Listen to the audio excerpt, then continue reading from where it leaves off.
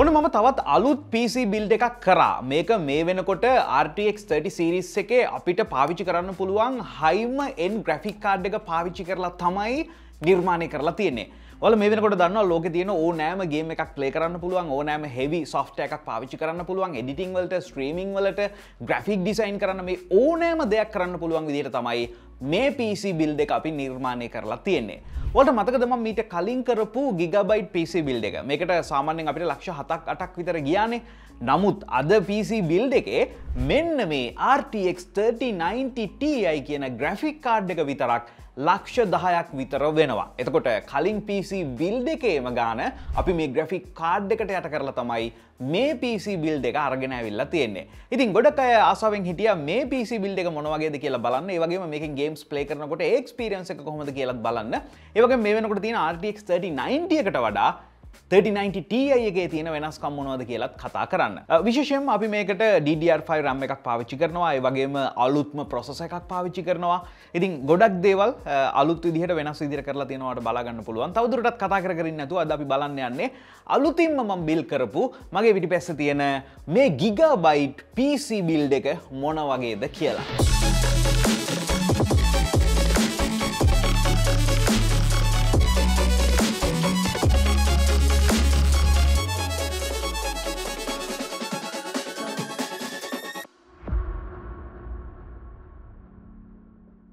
අපි වැඩේ පටන් ගන්න යන්නේ motherboard එකෙන්. ඔයාලා දන්න AORUS Master Z690 කියන මෙන්න මේ බෝඩ් එක තමයි අද අපි තෝරගෙන තියෙන්නේ. New King of Gaming කියලා තමයි අත්තටම මේ බෝඩ් එක නම් කරලා තියෙන්නේ. විශේෂයෙන්ම අපි high end PC එකක් නිර්මාණය කරන නිසාම පොඩ්ඩක් gaming පැත්තට බර වෙන්නත්, ඒ වගේම streaming, editing, graphics වගේ දේවල් මේ හැම දෙයකටම සුදුසු වෙන්න තමයි අපි machine එක නිර්මාණය කරන්නේ. ඉතින් එතකොට මේ වෙනකොට තියෙන high end motherboard එකක් විදිහට අපිට මේක හඳුන්වන්න පුළුවන්. ඒ වගේම අපි 12 gen Intel core processor එක පාවිච්චි කරන්න යන නිසා ඒකට මේක support කරනවා. ඒ වගේම next generation PCIe 5.0 design එකත් එක්ක තමයි මේක අපිට බලා ගන්න පුළුවන් වෙන්නේ.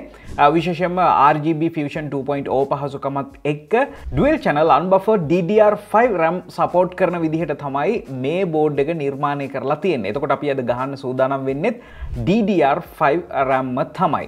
ඉතින් මේ බෝඩ් එක දිහා බලනකොට ඔයාලට පේනවා ඇති ගොඩක් durable, ඒ වගේම high quality manufacturing process එකකින් පස්සේ තමයි අපි අතරට ඇවිල්ලා තියෙන්නේ. ඒ වගේම මේක අපි අත ගන්නකොට මේකේ බර මේ හැම දෙය අතින්ම මේක හොඳ high end durable board එකක් කියලා අපිට බලා ගන්න පුළුවන්.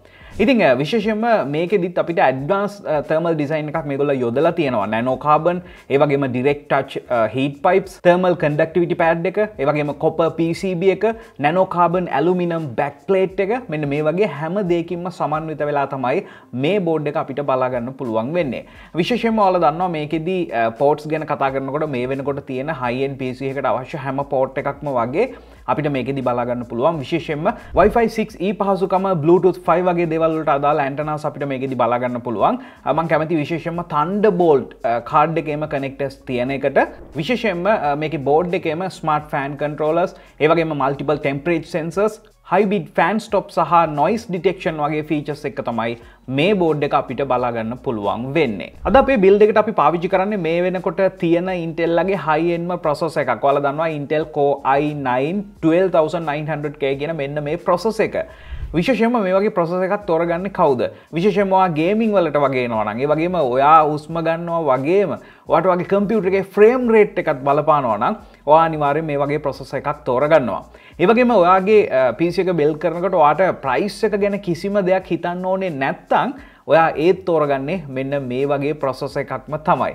ඉතින් ඔයාලා දන්නවා මේ වගේ processor එකක් තෝරගත්තම ඔයා මේකට compatible අනිත් devices තෝරගන්නකොටත්, මේකේ තියෙන අනිත් components තෝරගන්නකොටත් ඔයාලා ටිකක් වියදමක් දරන්න සිද්ධ වෙනවා. ඉතින් ඒ නිසා budget එක ගැන හිතන්න නැතුව ඔයා PC එක build කරනවා නම් තමයි ශ්‍රී ලංකාව වගේ රටක මෙන්න මේ වගේ processor එකක් ගොඩක් වෙලාවට ඔයා තෝරගන්නේ. ඉතින් ඔයාලා දන්නවා මේකේ gigahertz 5කටත් වඩා යන්න පුළුවන් හැකියාව තියෙනවා. ඒ වගේම 16 cores and 24 threads මේ දෙකම එකතු වෙලා ඔයාට top notch multi thread performance ගන්න පුළුවන් හැකියාවත් එක්ක තමයි මේක එන්නේ.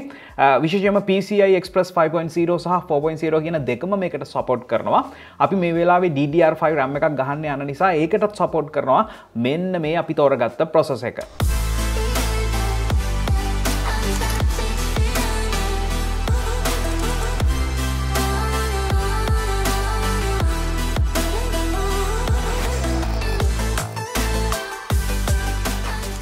මේ වෙලාවේ අපි අපේ PC එකට RAM එක දෙන්න යන්නේ 64GB දැනට. මේක DDR4 නෙමෙයි DDR5. ඉතින් ඒ නිසා මේකේ performance කොහොමද කියලා බලලා අවශ්‍ය වුණොත් වැඩි අඩු කරගන්න පුළුවන් හැකියාව පස්සේ අපිට ලැබෙනවා.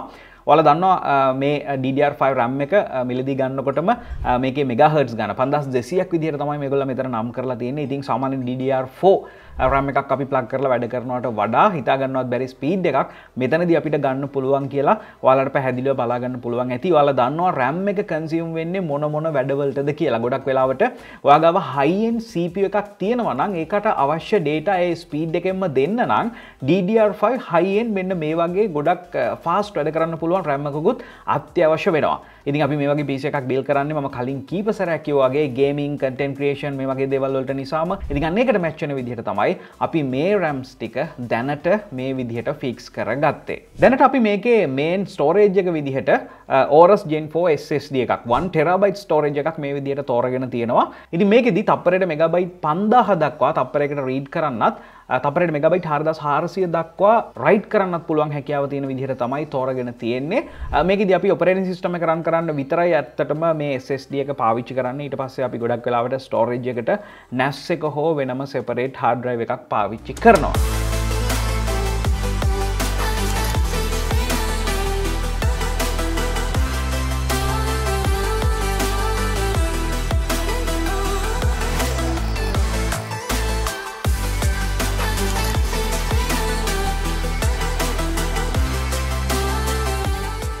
අද අපි තෝරගත්තේ Thermaltake View 51 Tempered Glass ARGB Edition එක. ඉතින් ඔයාලා දන්නවා මේ වෙනකොට තියෙන මාකට් එකේ අපිට ටිකක් high end එහෙම නැත්නම් මේ හැම දෙයක්ම ලස්සනට පැක් කරලා හොඳ වාතාශ්‍රයක් තියෙන හොඳ durable casing එකක් ගන්න ඕනකම තිබුණොත් ඔයාට මෙන්න මේක තෝරගන්න පුළුවන් හැකියාව තියෙනවා. මේකේ විශේෂත්වය වෙන්නේ මේ durability එක. ඒ වගේම මේකේ මේ තියෙන ලොකු fans ටික ඔයාට බලා ගන්න පුළුවන්. front එකේ මිලිමීටර් 200 fans දෙකක් අපිට බලා ගන්න පුළුවන්. ඒ වගේම මේකෙදි back එකෙත් අපිට මිලිමීටර් 120ක fan එකක් බලා ගන්න පුළුවන් හැකියාව ලැබිලා තියෙනවා. විශේෂයෙන්ම මේ වගේ PC එකක් build කරනකොට මේකේ අපි මේ ගොඩක් වියදම් කරලා ඇතුළට දාපු components අපිට එළියට පේනවා නම් ඒක වඩා සුදුසුයි. ඉතින් අන්න ඒකට ගැලපෙන විදිහට ඔයාලට පේන ඇති high quality tempered glass window එකක් අපිට මේකෙදි බලා ගන්න පුළුවන්.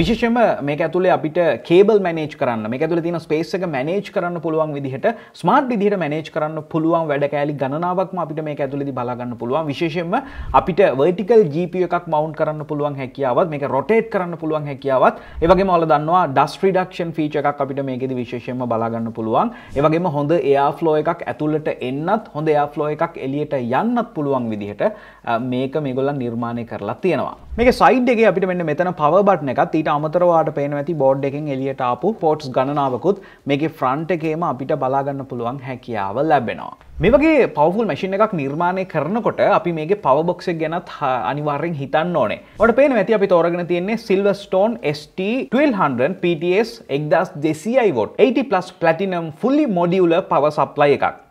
විශේෂයෙන්ම මේකේ තියෙන compact design එක. ඉතින් ඔයාලා දන්නවා ගොඩක් ලේසියෙන් integrate කරන්න පුළුවන් හැකියාව මේකේ තියෙන්න ඕනේ. ඒ වගේම 80+ platinum certification එකත් එක්ක ගොඩක් high efficiency එකක් තියෙන power box එකක් විදිහට අපිට මේක හඳුන්වන්න පුළුවන්. ඒ වගේම 100%ක්ම modular cables තමයි මේකේදී අඩංගු වෙන්නේ. ඊට අමතරව අපිට මේකේ low noise fan එකක් බලා ගන්නත් පුළුවන්. කොහොම නමුත් මේකේ specs ගැන අවධානය යොමු කරන අයට මෙන්න මේ විදිහට මේකත් බලා ගන්න පුළුවන්. විශේෂයෙන්ම ඔයාලා දන්නවා මේ වෙලාවේ අපේ graphic card එකට එහෙම විශේෂයෙන්ම හොඳ power එකක් ඕනේ. ඉතින් එතකොට අපි මෙන්න මේ වගේ හොඳ power box එකක් මේකට පාවිච්චි කරන්නත් සිද්ධ වෙනවා.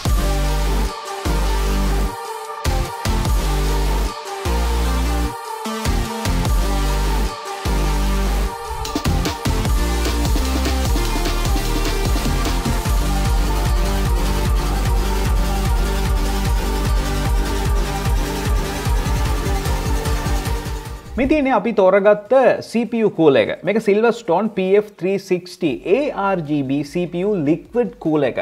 ඉතින් ඔයාලා දන්නවා මේකෙන් මොකද්ද කරන්න කියලා. විශේෂයෙන්ම අපේ CPU එක overheat වෙන එක නවත්ත ගන්න මේක ඇතුලේ තියෙන thermal ලස්සනට manage කරන්න පුළුවන් විදිහට තමයි අපි මේක තෝරගෙන තියෙන්නේ. මේකෙත් විශේෂයෙන්ම අපිට පෙනුම ටිකක් ලස්සන වෙන්න RGB system එකක් එක්ක තමයි මේක අඩංගු වෙලා තියෙන්නේ. ඉතින් මේකෙත් ඔයාලට specs බලා ගන්න ඕන නම් මෙන්න මේ විදිහට බලා ගන්න පුළුවන්.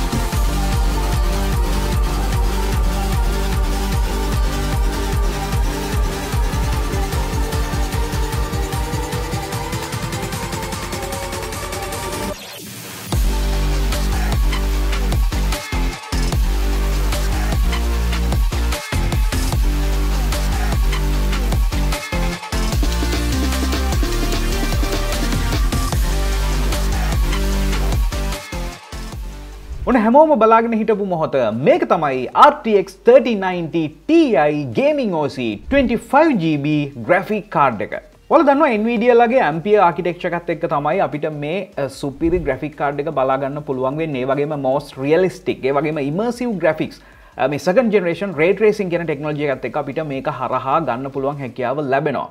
ඒ වගේම ඔයාලා දන්නවා games play කරනකොට video edit කරනකොට හැම graphic consume වෙන වැඩක් කරනකොටම මේ Nvidia DLSS කියන technology එකත් එක්ක AI accelerated performance ගන්න පුළුවන් හැකියාවත් අපිට ලැබිලා තියෙනවා. ඒ වගේම ඔයාලා දන්නවනේ Nvidia reflex technology එක ගැන. Nvidia G-Sync support කරන display එකක් ඔයාගාව තියෙනවා නම් ඔයාට lowest latency එකත් එක්ක මේ Nvidia reflex කියන technology එකත් එක්ක machine එකේ ඉඳන් ඔයාට මේ graphic card එකේ ඉඳගෙන ඔයාගේ display එකට මේ information transfer වෙන එහෙම නැත්නම් අපිට videos බලා ගන්න පුළුවන් කිසිම latency එකක් නැතුව බලා ගන්න පුළුවන් හැකියාව ලැබෙන්නේ මෙන්න මේ technology එක මේකෙදි පාවිච්චි වෙන නිසා. විශේෂයෙන්ම ඔයාලා දන්නවා game ready drivers මේකෙදි තියෙනවා. ඒ වගේම studios වලට editing වලට encode කරන්න මේ හැම දෙයකටම හරියන graphics hardwares එක්ක තමයි අපිට RTX 3090 Ti මෙන්න මේ කාඩ් එක බලා ගන්න පුළුවන් වෙන්නේ. විශේෂයෙන්ම ඔයාලා දන්නවා ඔයාගාව 8K HDR gaming play කරන්න බලාපොරොත්තු වෙනවා නම් ඔයාට මේ කාඩ් එකෙන් හොඳටම ඒක කරගන්න පුළුවන් හැකියාව තියෙනවා. අපි මේකත් Gigabyte එකෙන්මයි තෝරගත්තේ. ඔයාලා දන්නවා WindForce 3X cooling system එක. ගොඩක් වෙලාවට මේක heat වෙන්න දෙන්නේ නැතුව රැක ගන්න පුළුවන් හැකියාව තියෙන විදිහට තමයි මේ fans එක්ක මේගොල්ලන් නිර්මාණය කරලා තියෙන්නේ. ඒ වගේම විශේෂයෙන්ම මේ protection metal backplate එක මෙන්න මේ නිසාම මේ graphic card එකට අවශ්‍ය ආරක්ෂාව, durability එක හොඳකම මේ හැම දෙයක්ම අපිට බලා ගන්න පුළුවන් හැකියාව ලැබෙනවා. කොහොම නමුත් RTX 3090 එකක් ගැන අපි මීට කලින් කතා කරා. 3090 එකට වඩා මේ අලුත් 3090 Ti එකේ තියෙන වෙනස තමයි මේකේ තියෙන CUDA codes ගන්න වැඩි. ඔයාලට පැහැදිලිව බලා ගන්න පුළුවන්. ඒ වගේම boost clock එකත් මෙන්න මේ විදිහට වැඩි කියලා අපිට බලා ගන්න පුළුවන්. එහෙම නැතුව memory size එක සහ memory type එකේ කිසිම වෙනසක් නැහැ. ওই විදිහට තමයි අපි මේ සම්පූර්ණ PC එක build කරලා අවසන් කරේ.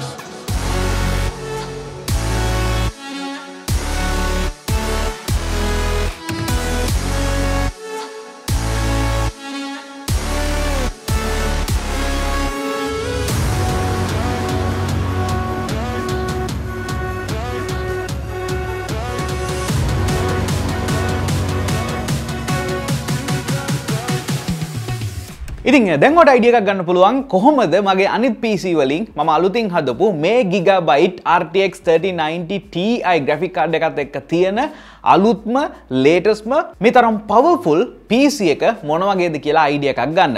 ඉතින් ඉදිරියේදී මම තවත් මේක හරහා මම ලබා ගන්න experience ඔයාලත් එක්ක share කරන්න බලාපොරොත්තු වෙනවා. ඒ වගේම මම දැනගන්න කැමති මේ වෙනකොට අපි පාවිච්චි කරපු components වලින් ඔයා කැමතිම component එක මොකක්ද කියලා පහළ comment section එකෙන් දායි කියලා. ඉතින් ඔයාලා දන්නවා මේ වෙනකොට මේ වගේ PC එකක් ඕනම level එකක PC එකක් ඔයාලට build කරගන්න අවස්ථාව තියෙනවා Winsoft එකෙන්. මේකට related links වගේ දේවල් මම පල්ලා comment section එකෙන් දාලා තියෙනවා. Winsoft official website එකට ගියොත් ඔයාලට තවත් දේවල් දැනගන්න පුළුවන් වෙයි. ඉතින් මේ වගේ videos තවත් ඔයාලට බලන්න පුළුවන්. ඒ වගේම මේ PC එකේ මගේ ඉස්සරහට මම ගන්න experience එකත් ඔයාලට බලන්න පුළුවන්. ඒ නිසා තමයි කියන්නේ පහළ තියෙන රතු පාට subscribe button එක click කරලා notification bell icon එක click කරන්න කියලා. ඒ වගේම Instagram එකේ TikTok එකේ Chanux bro follow කරන්නත් අමතක කරන්න එපා. ඉතින් ඔයාලා දන්නවනේ YouTube app එකට ඕනෑම වෙලාවක ගිහිල්ලා Chanux bro කියලා search කරොත් අලුත් videos මොනවද කියලා ඔයාලට බලන්න පුළුවන් හැකියාවක් ලැබෙනවා. අද සිංහල geek shot එක එකතු වුණාට ගොඩක් ස්තුතියි ගව සිංහල geek show එකෙන් අලුත් දේවල් ගොඩක් අරන් ඉක්මනට හම්බෙමු.